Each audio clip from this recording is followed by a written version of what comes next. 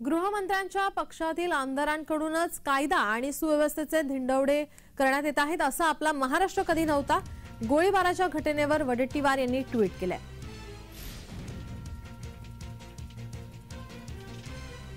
विजय वडेट्टीवार यांचं ट्विट समोर येतंय, त्यांनी सुद्धा यावर टीका केली आहे।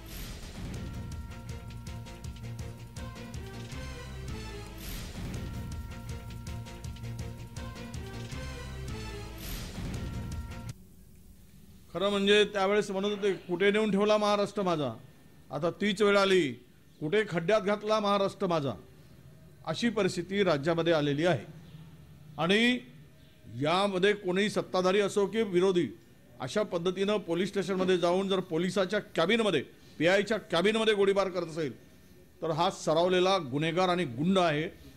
कोकणातल्या आमदारांनी म्हणाले ना त्याप्रमाणे पोलीस प्रशासन शासन हमारे पीछे, आणि त्यामुळं आम्हाला कोणाच्या बापाची भीती नाही, ही जी भाषा आहे ही भाषा जर अशीच वाढत गेली तर मला वाटतं की महाराष्ट्रातील राजकारण, महाराष्ट्रातील एकूणच वातावरण हे अत्यंत घातक विदारक होईल।